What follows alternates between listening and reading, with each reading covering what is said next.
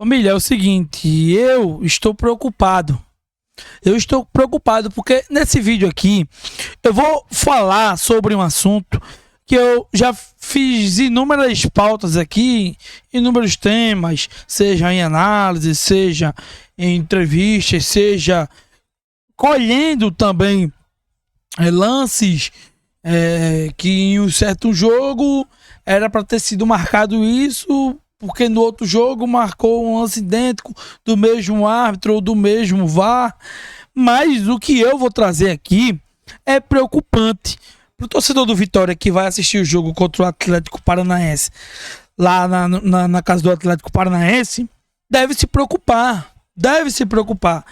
E eu quero de antemão aqui chegar e dizer que eu vou trazer aqui fatos. Eu não vou simplesmente só falar. Eu vou mostrar aqui um vídeo onde um torcedor do Botafogo ele fez uma apuração e uma procuração na internet sobre o Daniel Bins. Eu cheguei a trazer essa matéria no pós-jogo, né? Um dia, 2 dias depois daquele jogo onde o Daniel Bins ele não invalidou o gol irregular do Cruzeiro. Não sei se você se lembra, no Barradão, onde o jogador do Cruzeiro domina a bola com o braço, leva vantagem com esse domínio de braço, onde no final da jogada acaba com o empate do Cruzeiro no Barradão.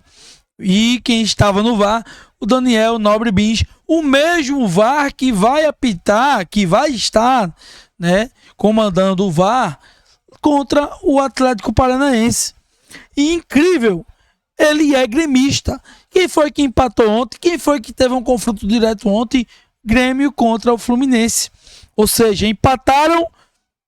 Claro que já estava programado para o Daniel Bins ser o VAR do jogo, mas depois do que aconteceu com Vitória, era para pelo menos o presidente da CBF ou alguém que comanda e escolhe o trio, o quarteto e o VAR também, né? O trio, o quarteto de arbitragem e o VAR também, ter pelo menos a cautela em não colocar esse sujeito para apitar ou comandar um VAR de um jogo da equipe do Vitória, pelo menos em 2024, porque ele tirou 2 pontos do Vitória. O Vitória estava vencendo naquela partida, o Vitória tinha feito 2-0, o Cruzeiro diminuiu, e aí o Vitória foi lá e levou um gol irregular. E nesse vídeo eu quero mostrar para vocês. Antes de mais nada, para você que deixa o like, se inscreva no canal se você não for inscrito, compartilha para esse vídeo ter muita visualização e mais gente ver a sacanagem que o Daniel Bins faz, porque ele mesmo ele se entregou que ele atua fora da lei, ele atua fora da regra de arbitragem, porque o VAR ele só é para ser acionado, só é para ter contato com o árbitro só quando o árbitro de campo iniciar uma checagem, iniciar uma revisão. Ele não pode estar em constância ali, contato com o árbitro de campo. O VAR ele é para tentar corrigir algo que esteja na regra básica do futebol brasileiro. E aí eu quero também fazer uma ligação aqui que existe um órgão específico para criar a regra no futebol, as regras em si, ou os critérios adaptados aqui no Brasil, e que o próprio Daniel Bins ele não segue. Não segue. Eu vou trazer aqui para vocês, onde um torcedor do Botafogo ele dá destaque a isso. E a matéria é o seguinte, tá ali para vocês. O Vai para isso, Daniel Nobre Bins revela conversar a todo momento com árbitros e orientações durante o jogo. Ele atua fora da legalidade. Pô. Vamos lá. O título da matéria é VAR é para isso? Daniel Nobre Bins revela conversas a todo momento com árbitros e orientações durante o jogo. Comentarista critica. Tá? Então vamos lá. O Daniel, eu já vou direto nas aspas, né, na fala do Daniel Nobre Bins, para a gente economizar bastante tempo aqui. Ele diz aqui o seguinte, né, ele foi questionado aqui, né, com relação à atuação do VAR, e ele diz o seguinte, abre aspas, conversamos. Hoje, o VAR tem liberdade muito maior. Então podemos falar, atenção lá na entrada, escapou um braço. Se pudesse escutar o áudio do VAR, o trabalho não é só quando chama. Eu vou voltar aqui, tá? Eu preciso voltar aqui, tirar isso aqui da tela. Isso é muito interessante que ele vai fazer. Só por um momento, porque eu preciso voltar, gente, no item 4, tá? Da decisão aqui. De acordo com a organização no qual lembra do item tem um protocolo. Somente o árbitro poderá iniciar uma revisão. O assistente de VAR e outros oficiais podem apenas recomendar uma revisão ao árbitro, tá? E aqui dizendo aqui o seguinte, a decisão final... tem a decisão final, mas aqui é o seguinte... a decisão original do juiz não deve ser alterada a menos que a revisão de vídeo demonstre que a decisão foi um erro claro e grave. Não é possível que os juízes, que os árbitros de vídeo estejam revisando, tá? Revisando o tempo todo, né? Acontece o lance e revisa, acontece o lance e revisa. Não é possível que eles estejam fazendo isso o tempo todo.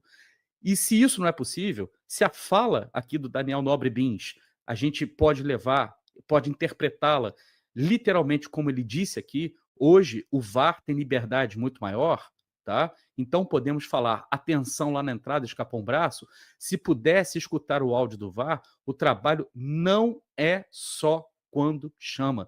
Quando ele fala o trabalho não é só quando chama, ele está dizendo aqui claramente que o protocolo da IFAB, que não foi alterado até agora, está lá no site da IFAB, eu vou deixar para vocês aqui na descrição do vídeo, está sendo quebrado, está sendo, na verdade, rompido, desrespeitado. A CBF tem um protocolo próprio de atuação. A arbitragem brasileira, sob o comando do senhor Wilson Seneme, está agindo de forma independente da IFAB e independente do protocolo determinado pela IFAB. É nesse ponto que eu queria chegar. A arbitragem brasileira tem um protocolo à parte, um protocolo paralelo. Os juízes, os árbitros brasileiros, estão fazendo uma coisa chamada proto-arbitragem. Eles não estão reagindo à arbitragem de campo. Eles estão agindo preventivamente à arbitragem de campo. Eles estão arbitrando antes do árbitro de campo. Isso é completamente ilegal, fora do stop, fora do protocolo. Fora do protocolo. E aí, é justamente sobre esse ponto que eu queria chegar. O Daniel Nobre Bins, eu já cheguei a fazer uma pesquisa e tem outros vídeos da época, logo após o jogo do Cruzeiro, que eu cheguei a fazer algumas pesquisas a fundo e eu recebi algumas mensagens, algumas coisas que ele, em seu próprio perfil no Facebook, né, um perfil antigo, se dizia ser associado do Grêmio. Associação gremista, tal. Se você voltar alguns vídeos lá atrás, você vai ver. Bom, qual é o ponto que eu quero chegar? A preocupação para esse confronto. Mais uma vez, a CBF, ela arma o Arapuca pro Vitória. Mais uma vez.